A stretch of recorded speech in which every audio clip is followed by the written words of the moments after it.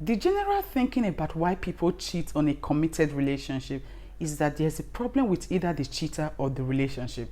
For instance, like maybe the cheater has unresolved childhood trauma and so uses the excitement of illicit sex and romance as a distraction from painful feelings.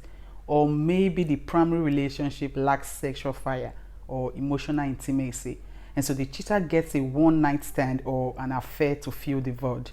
But guess what? More often than not, this is not the case.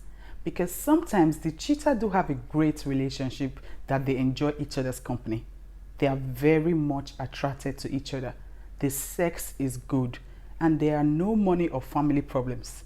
So the only real issue here is that they are cheating and they can't or do not want to stop. So why? Hey beautiful people, welcome to my channel. Today I'll be talking about the reasons why people in a happy relationship have affairs.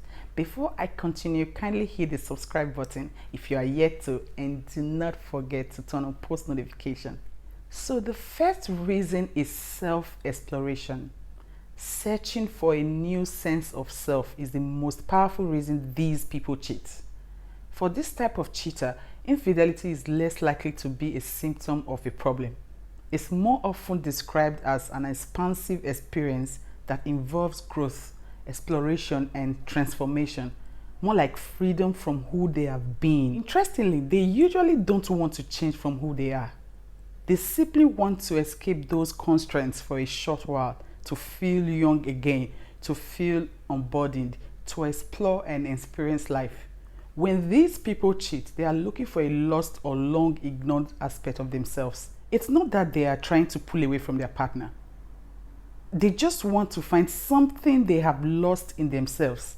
It could be freedom or passion or something else entirely. And while it might hurt that they went searching for it outside of your relationship, it does not mean they are not happy with you. The second reason is their seductive nature of transgression, which is why happy people who cheat say they feel like a teenager when they are sneaking around and having an affair. For them, it's exciting and forbidden, and they get a kick out of breaking the rules. It's like a 5-year-old sneaking a cookie that his mother said he couldn't have. The forbidden cookie just tastes extra sweet. So because the cheater is not supposed to have extracurricular sex and romance, he or she wants it even more. Number 3 reason is the allure of lives not lived. So here, instead of transgression, it is missed opportunities that draw the cheaters in.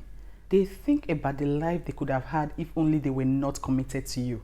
And this may cause them to feel limited and fenced in by the life and relationship they have chosen. Regardless of how much they enjoy this life and relationship, they still want to indulge their curiosity.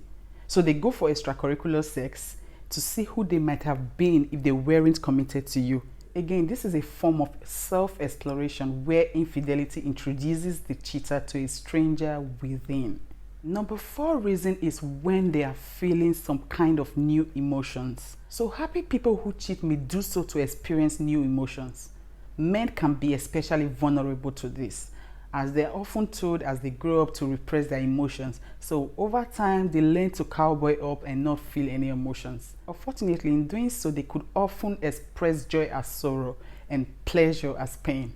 For this type of cheater, regardless of gender, infidelity is more of an emotional release than a sexual release.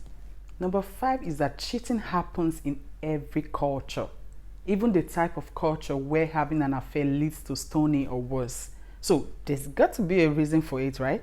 Because otherwise, why would people be willing to risk their lives? The bitter truth is cheating is in our biology. We all have what is called a dual human reproductive strategy to form a loving and lasting bond.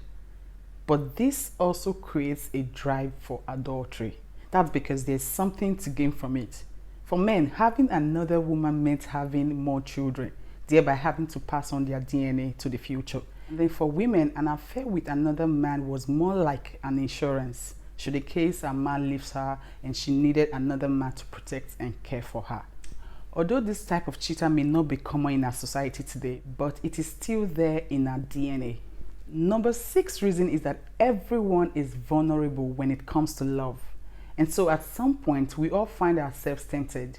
And it's okay to be flattered by the attention and attraction you feel from the opposite sex. But it becomes a problem when you decide to act on it. So at the end of the day, cheating is a choice that we make, sometimes in the heat of the moment when we are not thinking clearly. So the key to stopping those fleeting moments from turning into a full-blown affair is by being vigilant and talking about it with your partner.